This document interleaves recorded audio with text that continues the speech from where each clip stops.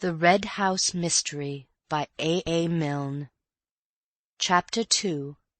Mr. Gillingham Gets Out at the Wrong Station. Whether Mark Ablett was a bore or not depended on the point of view, but it may be said at once that he never bored his company on the subject of his early life. However, stories get about. There is always somebody who knows. It was understood, and this anyhow on Mark's own authority, that his father had been a country clergyman. It was said that, as a boy, Mark had attracted the notice and patronage of some rich old spinster of the neighbourhood, who had paid for his education both at school and university. At about the time when he was coming down from Cambridge, his father had died, leaving behind him a few debts, as a warning to his family, and a reputation for short sermons, as an example to his successor. Neither warning nor example seems to have been effective. Mark went to London, with an allowance from his patron, and, it is generally agreed, made acquaintance with the money-lenders. He was supposed by his patron, and any others who inquired, to be writing. But what he wrote, other than letters asking for more time to pay, has never been discovered. However, he attended the theatres and music-halls very regularly, no doubt with a view to some serious article in the Spectator on the decadence of the English stage.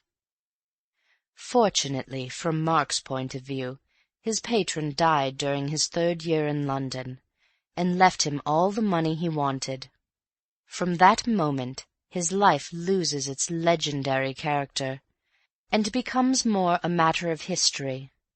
He settled his accounts with the money-lenders, abandoned his crop of wild oats to the harvesting of others, and became in his turn a patron.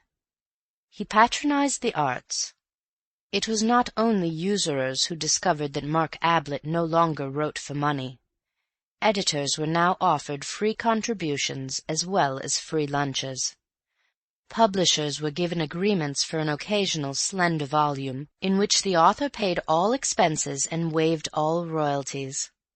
Promising young painters and poets dined with him, and he even took a theatrical company on tour, playing host and lead with equal lavishness. He was not what most people call a snob. A snob has been defined carelessly as a man who loves a lord, and more carefully as a mean lover of mean things, which would be a little unkind to the peerage if the first definition were true. Mark had his vanities undoubtedly, but he would sooner have met an actor-manager than an earl. He would have spoken of his friendship with Dante, had that been possible, more glibly than of his friendship with the Duke. Call him a snob if you like, but not the worst kind of snob. A hanger-on, but to the skirts of art, not society. A climber, but in the neighbourhood of Parnassus, not Hay Hill. His patronage did not stop at the arts. It also included Matthew Cayley, a small cousin of 13, whose circumstances were as limited as had been Mark's own before his patron had rescued him. He sent the Cayley cousin to school and Cambridge. His motives, no doubt, were unworldly enough at first, a mere repaying to his account in the recording angel's book of the generosity which had been lavished on himself, a laying up of treasure in heaven. But it is probable that, as the boy grew up, Mark's designs for his future were based on his own interests as much as those of his cousin, and that a suitably educated Matthew Cayley of 23 was felt by him to be a useful property for a man in his position, a man, that is to say, whose vanities left him so little time for his affairs. Cayley then, at 23, looked after his cousin's affairs. By this time Mark had bought the Red House and the considerable amount of land which went with it. Cayley superintended the necessary staff. His duties indeed were many. He was not quite secretary, not quite land agent, not quite business adviser, not quite companion, but something of all four. Mark leant upon him and called him Kay, objecting quite rightly in the circumstances to the name of Matthew. Kay, he felt, was, above all, dependable, a big, heavy-jawed, solid fellow, who didn't bother you with unnecessary talk, a boon to a man who liked to do most of the talking himself. Cayley was now 28, but had all the appearance of 40, which was his patron's age. Spasmodically they entertained a good deal at the Red House, and Mark's preference, call it kindliness or vanity as you please, was for guests who were not in a position to repay his hospitality. Let us have a look at them as they came down to that breakfast, of which Stevens, the parlour-maid, has already given us a glimpse. The first to appear was Major Rumbold, a tall, grey-haired, grey-moustached, silent man, wearing a Norfolk coat and grey flannel trousers, who lived on his retired pay and wrote natural history articles for the paper. He inspected the dishes on the side table, decided carefully on kedgeree, and got to work on it. He had passed on to a sausage by the time of the next arrival. This was Bill Beverley, a cheerful young man in white flannel trousers and a blazer. "Hullo, Major," he said as he came in. "How's the gout?" "It isn't gout," said the Major gruffly. "Well, whatever it is." The Major grunted. "I make a point of being polite at breakfast," said Bill, helping himself largely to porridge. "Most people are so rude. That's why I asked you. But don't tell me if it's a secret. Coffee?" he added as he poured himself out a cup. "No, thanks. I never drink till I've finished eating." "Quite right, Major. It's only manners." He sat down opposite to the other. "Well, we've got a good day for our game. It's going to be dashed hot, but that's where Betty and I score. On the 5th green, your old wound, the one you got in that frontier skirmish in '43, will begin to trouble you. On the 8th, your liver, undermined by years of curry, will drop to pieces. On the 12th— "Oh, shut up, you ass." "Well, I'm only warning you. Hello, good morning, Miss Norris. I was just telling the Major what was going to happen to you and him this morning. Do you want any assistance, or do you prefer choosing your own breakfast?" "Please don't get up," said Miss Norris. "I'll help myself. Good morning, Major." She smiled pleasantly at him. The Major nodded. "Good morning. Going to be hot." "As I was telling him," began Bill. "That's where— Hello, here's Betty. Morning, Cayley." Betty Calladine and Cayley had come in together. Betty was the 18-year-old daughter of Mrs. John Calladine, widow of the painter, who was acting hostess on this occasion for Mark. Ruth Norris took herself seriously as an actress, and on her holidays seriously as a golfer. She was quite competent as either. Neither the stage society nor Sandwich had any terrors for her. "By the way, the car will be round at 10:30, said Cayley, looking up from his letters. "You're lunching there and driving back directly afterwards. Isn't that right?" "I don't see why we shouldn't have 2 rounds," said Bill hopefully. "Much too hot in the afternoon," said the Major. "Get back comfortably for tea." Mark came in. He was generally the last. He greeted them and sat down to toast and tea. Breakfast was not his meal. The others chattered gently while he read his letters. "Good God!" said Mark suddenly. There was an instinctive turning of heads toward him. "I beg your pardon, Miss Norris. Sorry, Betty." Miss Norris smiled her forgiveness. She often wanted to say it herself, particularly at rehearsals. "I say, Kay." He was frowning to himself, annoyed, puzzled. He held up a letter and shook it. "Who do you think this is from?" Cayley, at the other end of the table, shrugged his shoulders. How could he possibly guess? "Robert," said Mark. "Robert?" It was difficult to surprise Cayley. "Well?" "It's all very well to say 'well' like that," said Mark peevishly. "He's coming here this afternoon."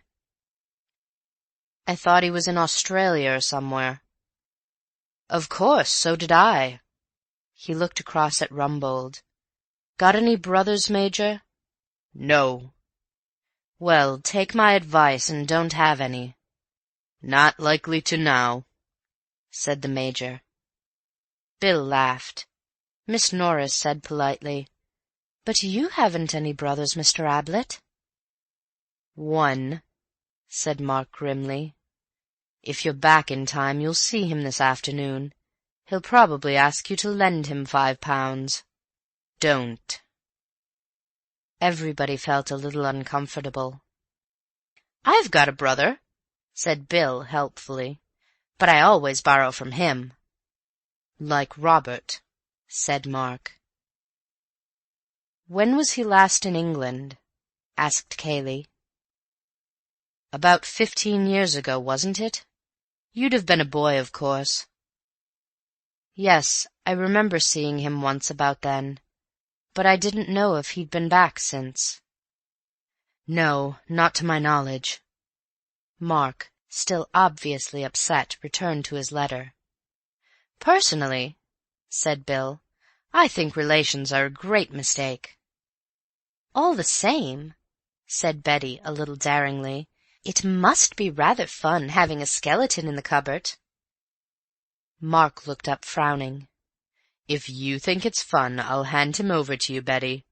If he's anything like he used to be, and like his few letters have been, well, Kay knows." Cayley grunted.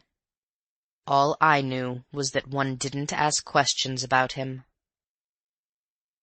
It may have been meant as a hint to any too curious guest not to ask more questions, or a reminder to his host not to talk too freely in front of strangers, although he gave it the sound of a mere statement of fact. But the subject dropped, to be succeeded by the more fascinating one of the coming foursome. Mrs. Calladine was driving over with the players in order to lunch with an old friend who lived near the links, and Mark and Cayley were remaining at home on affairs. Apparently affairs were now to include a prodigal brother, but that need not make the foursome less enjoyable. At about the time when the Major, for whatever reasons, was fluffing his tea-shot at the 16th, and Mark and his cousin were at their business at the Red House, an attractive gentleman of the name of Antony Gillingham was handing up his ticket at Woodham Station and asking his way to the village. Having received directions, he left his bag with the station-master and walked off leisurely. He is an important person to this story, so that it is well we should know something about him before letting him loose in it. Let us stop him at the top of the hill on some excuse, and have a good look at him. The first thing we realize is that he is doing more of the looking than we are. Above a clean-cut, clean-shaven face, of the type usually associated with the Navy, he carries a pair of grey eyes which seem to be absorbing every detail of our person. To strangers, this look is almost alarming at first, until they discover that his mind is very often elsewhere, that he has, so to speak, left his eyes on guard, while he himself follows a train of thought in another direction. Many people do this, of course, when, for instance, they are talking to one person and trying to listen to another, but their eyes betray them. Antony's never did.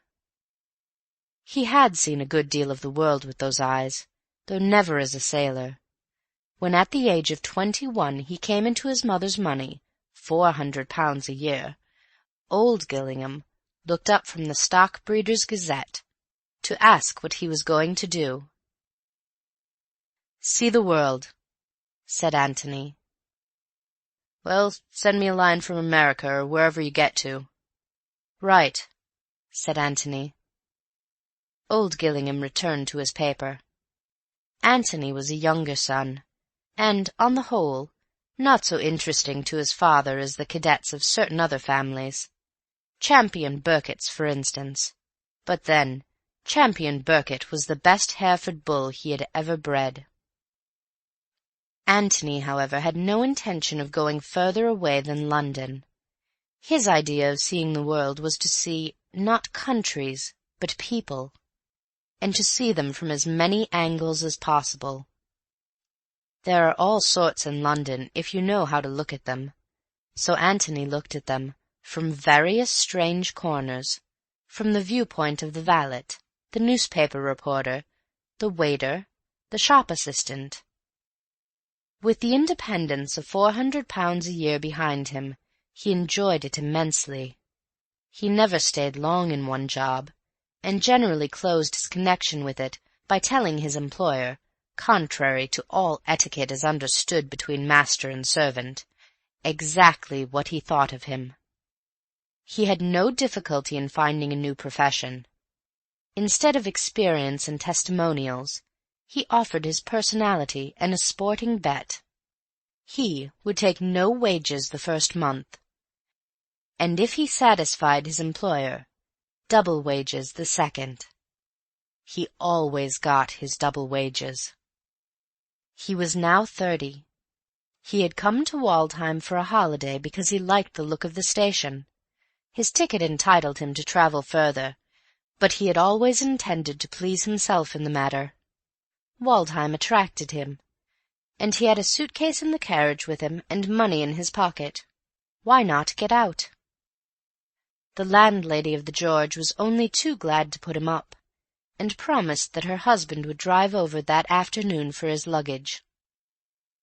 "And you would like some lunch, I expect, sir?" "Yes, but don't give yourself any trouble about it. Cold anything you've got." "What about beef, sir?" she asked, as if she had 100 varieties of meat to select from, and was offering him her best. "That will do splendidly.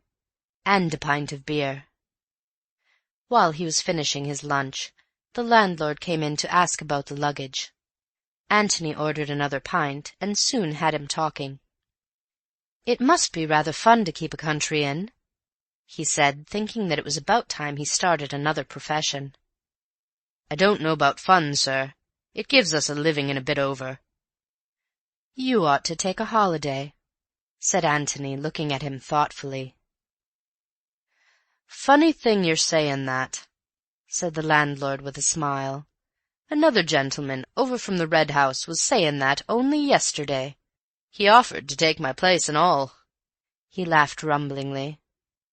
"The Red House? Not the Red House, Stanton?" "That's right, sir. Stanton's the next station to Waldheim. The Red House is about a mile from here, Mr. Ablett's." Antony took a letter from his pocket. It was addressed from the Red House, Stanton, and signed Bill. "Good old Bill," he murmured to himself. "He's getting on." Antony had met Bill Beverley 2 years before in a tobacconist's shop. Gillingham was on one side of the counter, and Mr. Beverley on the other. Something about Bill, his youth and freshness perhaps, attracted Antony, and when cigarettes had been ordered and an address given to which they were to be sent, he remembered that he had come across an aunt of Beverley's once at a country house. Beverley and he met again a little later at a restaurant.